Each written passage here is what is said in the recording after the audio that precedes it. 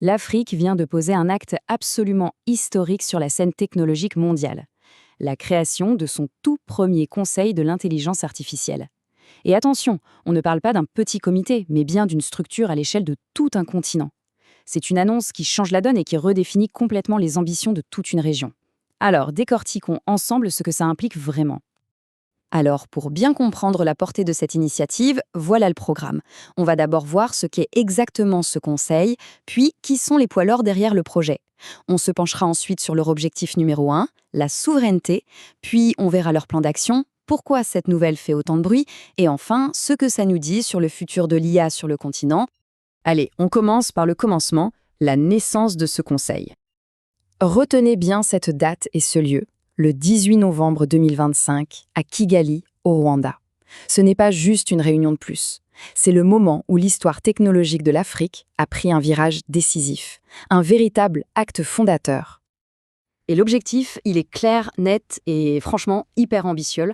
Il s'agit de faire passer l'Afrique du statut de simple consommateur passif à celui d'un acteur majeur et surtout souverain dans le développement mondial de l'IA. D'accord, mais qui se cache derrière une initiative d'une telle envergure? C'est une question essentielle pour comprendre la puissance du projet. Et c'est là que ça devient vraiment impressionnant. On ne parle pas de 2 ou 3 pays qui se lancent dans l'aventure. Non, non, on parle de 42 États africains, une immense majorité du continent, tous rassemblés sous une seule bannière, l'Alliance Smart Africa. C'est une force de frappe politique et stratégique absolument colossale. Et au cœur de cette très large alliance, on trouve un noyau dur, un comité de pilotage de 15 membres. C'est ce groupe qui va vraiment donner le cap, un mélange de leaders très influents et aux profils variés. Quand on regarde de plus près qui est dans ce conseil, on comprend tout de suite la stratégie. C'est un mix très intelligent de décideurs politiques au plus haut niveau. On a 7 ministres des nouvelles technologies et d'experts indépendants. Le tout est présidé par une figure emblématique de la tech africaine, Paul Kagame. Et le fait d'inclure aussi des entreprises et la société civile, ce n'est pas anodin. Ça garantit que les décisions seront connectées à la réalité du terrain.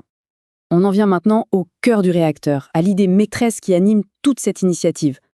Et c'est là qu'on touche du doigt le changement de mentalité. C'est la fin d'une époque. L'idée n'est plus de se contenter d'être un marché qui utilise des technologies pensées et conçues ailleurs. L'ambition, c'est de devenir un pôle de création, de produire sa propre valeur numérique. Et la souveraineté numérique, concrètement, qu'est-ce que ça veut dire? Eh bien, ça ne veut pas dire s'isoler du reste du monde. Au contraire, ça veut dire avoir la capacité de fixer ses propres règles du jeu, de développer une IA qui répond aux défis spécifiques de l'Afrique, en accord avec ses propres valeurs culturelles et sociales. Cette phrase, elle résume tout. Ce qui est fondamental ici, c'est cette volonté de reprendre le contrôle de son destin technologique. C'est un message d'une puissance incroyable envoyé au reste du monde. Bon, une ambition aussi grande, c'est bien. Mais un plan concret pour y arriver, c'est encore mieux. Alors, voyons comment le Conseil compte transformer cette vision en réalité. Le plan d'action repose sur 6 piliers, 6 grands chantiers. D'abord, il faut des infrastructures solides. Ensuite, bien gérer les données, qui sont le carburant de l'IA. Puis créer des marchés pour les innovations locales, former les talents, attirer les investissements et bien sûr, mettre en place une gouvernance éthique. C'est une approche complète à 360 degrés. Cette annonce a fait l'effet d'une petite bombe. Elle a vraiment créé le buzz à l'international. Mais alors, pourquoi est-ce qu'on en parle autant? En fait, il y a 3 raisons principales. La première, c'est une déclaration d'indépendance numérique très forte, sans ambiguïté. La deuxième, c'est cette unité de 42 pays. C'est une démonstration de force et de vision commune qu'on voit très rarement. Et enfin, le fait de mettre l'éthique au centre du projet dès le départ, c'est un positionnement extrêmement pertinent aujourd'hui. Et ce dernier point sur l'éthique est absolument fondamental, parce qu'il arrive pile au moment où le monde entier commence à s'inquiéter sérieusement des dérives possibles de l'IA. L'Afrique arrive et dit « nous, on va le faire, mais on va le faire de manière responsable ». Et ça donne à cette initiative une résonance mondiale. Pour finir, projetons-nous un peu. Quel pourrait être l'impact de ce conseil sur le long terme? Le potentiel est tout simplement immense, parce qu'en refusant de juste copier les modèles existants, en décidant de bâtir son propre écosystème sur des bases saines, éthiques et inclusives, l'Afrique ne fait pas que rattraper son retard. Elle pourrait bien en fait devenir un leader mondial de l'IA responsable. La question est donc posée.